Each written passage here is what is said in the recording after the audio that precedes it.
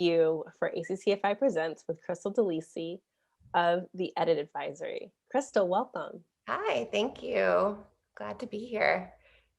It is such a pleasure to have you. The Edit Advisory is the only trend forecasting company here in Austin, Texas, which is really exciting. But first, we really want to get to know you better. Whenever you started off in the fashion industry, can you tell us a little bit about what you were doing and, how you got your start? What was your focus? Yeah, absolutely. So I actually started with a graphic design degree and moved to New York and was looking for work. I did some freelance projects and then decided I wanted to fulfill my passion of fashion. And I always wanted to go to Parsons since I was since I was very young. So I applied for Parsons and I did their program. And then directly out of Parsons, actually, while I was still in it, I went straight to corporate fashion. And so there was a little brand called Pink, Victoria's Secret Pink, that was just starting.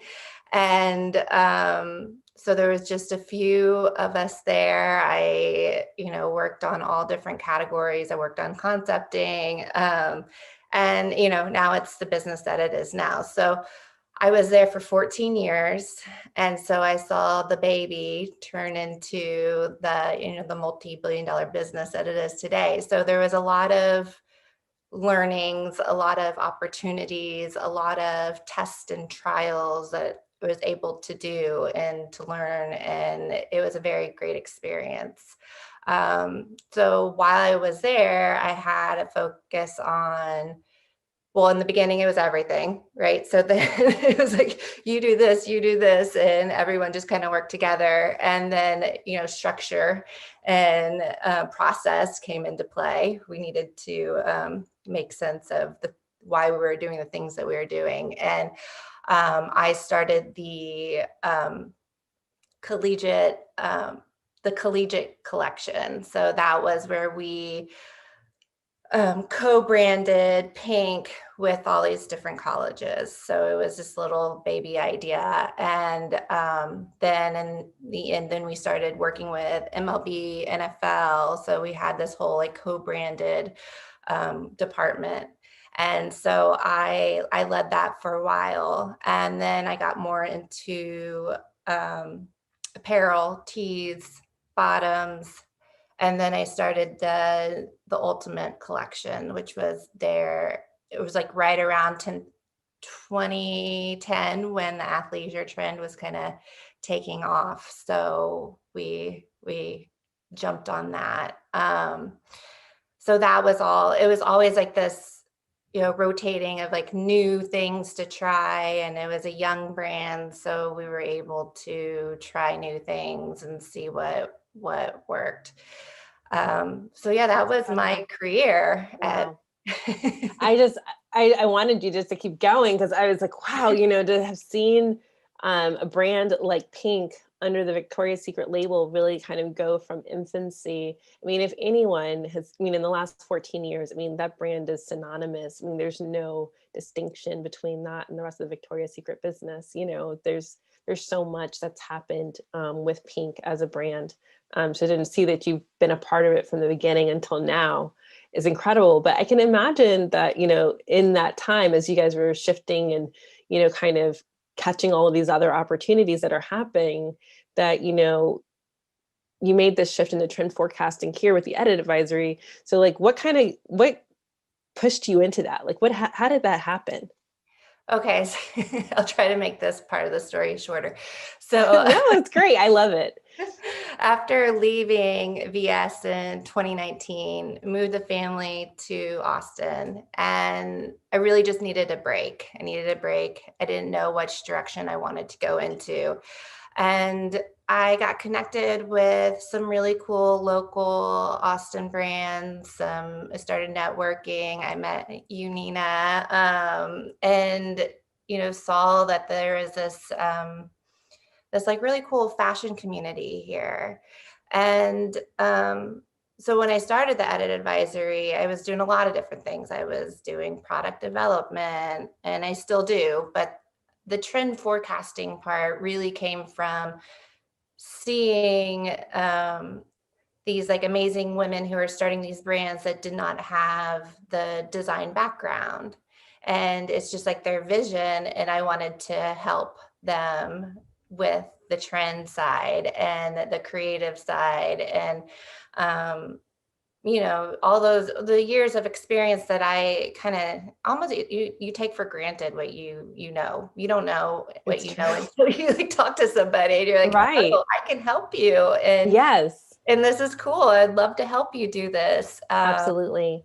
So I find with the trend forecasting is more collaborative part of my work. And that's the part that I love the most. So I love Hmm. to like meet with people and say, yes, this is what is going on right now, but you need to take it and make it work for your brand. And, if hot pink is a trending color and you're all about natural dyes and, a sustainable brand, like don't do hot pink, Yeah, it's, but it was just like the collaborative part of working with brands and taking things that are going out there in the market and reading the trends and reading the market and knowing what will work and what won't work for your absolutely. specific brand. Because just because it's a Absolutely. trend doesn't mean you need to do it. That's And so that's, key. yeah. Absolutely. And I can't wait to unpack that with you more because I feel like as we're kind of getting into this conversation with you about, the forecasting and like, one, I can't wait to show you guys the amazing work that Crystal's done already. There's some really beautiful reports and trend forecasts that Crystal's pulled together. But what I love about what you shared so far about just how much passion you have about helping other people grow their businesses and seeing other women, other designers, kind of struggling with this part, is that part of the reason why you started the edit advisory, or what are some of the other reasons that the edit advisory came to be? Well, I started the edit advisory because, I was in this place of what am I going to do next? I like the consulting side. I like helping people. And the idea was to have this collective of, women or designers and, a place to just really advise and help people. And that was, mid 2019. And so like since then it's just kind of like formed into like what it is now. So some things work, some things didn't. It's just like a normal business of like, throwing pasta at the wall and seeing what sticks. So Sure, sure. I The started life of doing, every entrepreneur. yeah, which I had like, it was totally new for me.